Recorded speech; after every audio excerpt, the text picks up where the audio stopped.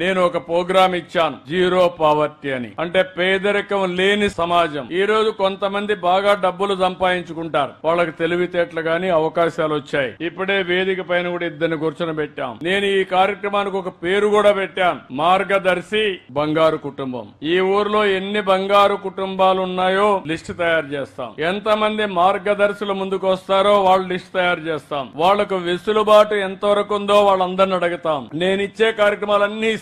నేను రేపు ఇంకా డబ్బులు సంపాదిస్తే ఆ డబ్బులంతా మీకోసం సంపాదిస్తాను తప్ప నేను వేరే వాళ్ళ కోసం కాదు. ఈ రాష్ట్ర ప్రజల కోసం, పేదవాళ్ల కోసం నేను పడే శ్రమ గాని, ఈ ప్రభుత్వం పడే శ్రమ గాని. అలాంటప్పుడు మేము చేసే పనికి అదనంగా ఇలాంటి తెలివైన వాళ్ళు మీకు అండగా నిలబడితే నేను వారికి కూడా ఒక ఆలోచన ఇస్తాం, ఒక స్ఫూర్తినిస్తాం, వాళ్ళు చేసే పనికి గుర్తింపిస్తాం. నిన్ననే ఒక ఎగ్జాంపుల్ చెప్పాను మీ అందరికీ. పుట్టుకతో ఎవ్వరు కూడా పెద్ద వ్యక్తులుగా పుట్టరు, అందరూ చిన్నగానే పుడతాం, చిన్న కుటుంబాలనే పుడతాం. ఈ రోజు అంబేద్కర్ గారు ఉన్నారు, ఆయన కూడా ఒక షెడ్యూల్ కులంలో పుట్టాడు, 12వ సంతానం. ఆ రోజుట్లో బరోడా కింగ్ ఉండేవాడు. ఆయన చదువుకోవాలంటే ఆయనలో ఉండే టాలెంట్ అన్ని చూసిన తర్వాత నెలకు 25 రూపాయలు బాంబేలో చదువుకు సహాయం చేశాడు. అది పెను సహాయం అప్పట్లో. ఈయన లండన్ కు పోయి ఉన్నత చదువు చదువుకోవాలంటే $11 ఆయనకి ఇచ్చాడు నెలకు. దానివల్ల ఆయన చదువుకొని వచ్చి కడాన మంచి మళ్లీ వస్తానే ఒక ఉద్యోగం కూడా ఇచ్చాడు. దాంతో రాణించి భారతదేశానికి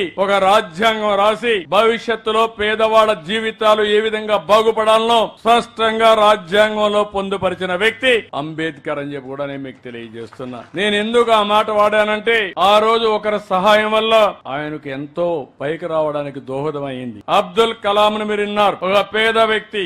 ఆ పేద వ్యక్తికి ఒక అయ్యర్ అనే ఒక బ్రాహ్మణు ఎక్కడైతే రామేశ్వరంలో అండగా నిలిచాడు. ఆ రోజు బ్రాహ్మణ్స్ అనే వాళ్ళు కింద నుండే వాళ్ళు చూడకపోతే కాదు ఈయనలో మంచి గుణాలున్నాయి, ఈయన్ని చదివిస్తే పైకి వస్తాడని శిష్యుడిగా చేర్చుకుని చదివించాడు. బ్రహ్మాండంగా దేశానికి గర్వకారణంగా అబ్దుల్ కలాం తయారయ్యే పరిస్థితికి వచ్చారు. ఈ రోజు మన ప్రియతమ నాయకుడు ఎన్టీ రామారావు గారు ఉన్నారు. ఆయన మారుమూల క్రమంలోని మనమారిగానే పుట్టి ఒక చరిత్ర సృష్టించాడంటే, ఒక యుగ పురుషుడు అయ్యాడంటే ఆయన వెనకాల కూడా చాలా మంది ఉన్నారు. నేను అందుకనే మీ అందరినీ కోరుతున్నాను, ఈ రోజు నేను తీసుకొచ్చిన డబ్బుల కోసమే కాదు, సరైన సమయంలో సరైన సలహా ఇస్తే, ఆ సలహా మీరు అవలంబిస్తే మీ జీవితాలే మెరుగవుతాయి, మీ జీవితాల్లో మార్పు వస్తుంది. నేను డాక్రా సంఘాలు పెట్టాను, 25 సంవత్సరాల కంటే ముందు పెట్టాను. ఈ రోజు వాళ్ళ దగ్గర ఒక 35,000 కోట్ల రూపాయలు పొదుపు ఉంది. నేనే నేర్పించాను, రూపాయి మీరు పొదుపు చేయండి, నేను రూపాయి ఇస్తాను. అంచెలంచెలుగా ఎదిగింది, బ్రహ్మాండమైన వ్యవస్థగా తయారైంది.